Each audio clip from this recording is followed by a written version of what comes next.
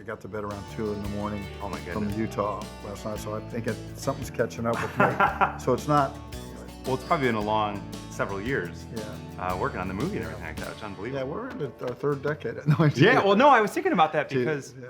I'd read 20 some odd years to get the movie off the ground, and I wondered, you know, making the movie now, would you have made the same film 20 years ago that you're able to make now, given your just experience in life as a storyteller and as a director and a writer? Well, I think you do learn as you go, but my story is essentially the same. Yeah. The first one was in 1988, was a screenplay I commissioned, and I a couple of years to get it right, and then at the end of the day, people wouldn't make it for whatever reason, and I was kind of baffled by that. So I took the logical step of deciding to make 4 more. You know, Yeah, go all in. maybe they didn't get the first one, and so Yeah, that's like a little kid. You tell them and no. then the 4 more no one quite got. So I had to look to myself, which is kind of what you do. If you believe in what you do, you just go forward. It's the way it is for me. Yeah. It has been for a while. So I saw the film last night. It's phenomenal, sincerely. Thank you. And I noticed that you didn't shy away at all from kind of the brutality of what that time in life was. And was that a decision that you made early on to just say, we're going to show you the world that really was? We're not going to put flowers. It wasn't my idea to try to educate or set history right. I just understand violence, and that was an anger moment for them. They were no longer able to cross this river. Yeah. And it's forced them to come into contact with their neighbors. That's why you see that individual Indian being killed over a deer, when they had already established these boundaries long before we came in and set our first stake in the ground. That's why I start with a surveyor's thing in an anthill. Yeah. And I don't know if you knew what the film was going to be about, but hopefully you didn't, and you just went for the ride. No, I did, and that's my favorite thing to do. But I wanted a night like that of survival to sit with people, and that's why it went on. Not to pound it in, but I wanted to show that a man wouldn't let go of his fiddle, and a son wouldn't go down in a hole for his father, and a mother and daughter would trade breaths just to survive that night. Yeah. And so that was important to me. And a little boy with wits took a second horse and saved his life. Yeah. And outwitted grown-ups. I don't know. And there was fallout in the Indian side of things, on the Native American side of things. That a tribe splits over it. Now, I can't tell their story completely, but that split had been probably coming for a long time, because they're constantly debating that town down there by the river that now they can't cross anymore. Just was shut off to them. Imagine that. Yeah. Imagine that you don't even get to go across Michigan Avenue anymore. It's over for you. I know. No, Yeah. never more. And not for your children, and not for your thing. And by the way, if we catch you somewhere, we're going to kill you anyway. That's literally what happened in this country. Yeah. It was a systematic, destruction of the people that were here, that found themselves an inconvenience in their own country.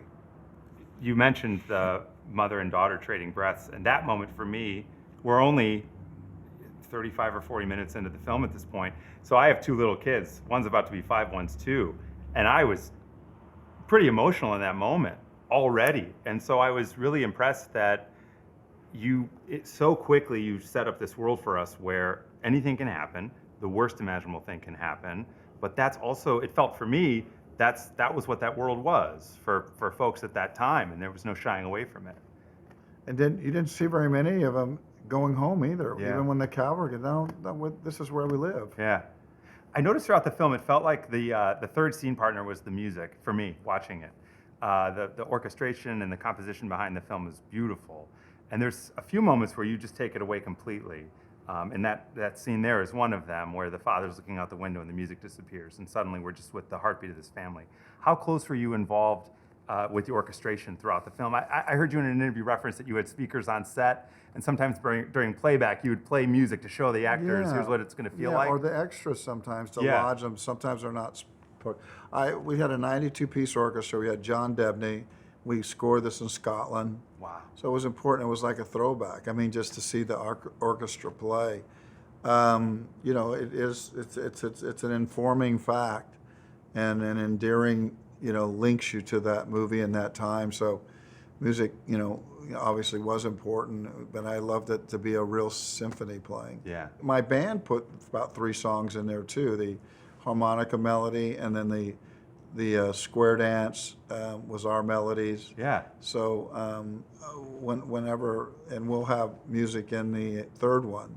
Amazing. When I was a little kid, so my father and I used to go to Iowa every summer. This is not a Field of Dreams story, but we'd go to Iowa every summer to visit a friend. They had a small movie theater there with 2 screens. And so every summer, part of the trip was we'd go see a movie. And in the summer of '95, it was Waterworld. And so we go to this theater. I don't know what Waterworld is. I'm 9 years old, and we see this movie, and it blew my mind. And it just opened me up that, like, oh my God, how did they make this? Where is this? How is this possible? And so thank you, because if not for that, it just opened my eyes to storytelling and then led me to the theater and now this. So It's thank the you. same thing with Horizon. It's Yeah. like I have a relationship with an audience. What am I going to bring people? If I choose to be in this world, do I bring a repeat of something I've done, or do I blaze my own trail, and do I make that in an uncompromising, unflinching way? Yeah. And there happens to be 4 of them. Yeah. So it's a saga. I know it's maybe not a trend. It's certainly not a trend. It may not even be popular. People don't think it. But as a filmmaker, I'm forced to tell the story I want to tell. For a 9-year-old, that you can blow his mind. And a 9-year-old should see this. Yeah, I agree. It's rough. But it's rough in a sense of, no, your grandparents, your great parents did this. This was a real part of America. It's not a land in Disneyland. Yeah. It was a real thing that was going on out there. That's my hope, that mothers and daughters will see that together and go, wait a second, this isn't a movie rushing to its gunfight. It's willing to watch a woman bathe, and just because she wanted to be clean. Yeah. Well, thank you. Thank you for your time. You're welcome. When you're done with all 4, can you commit to make the next one in Chicago? Would you do that? No, it would be in, thank God for Utah. It's really worked out well there. Yeah, beautiful.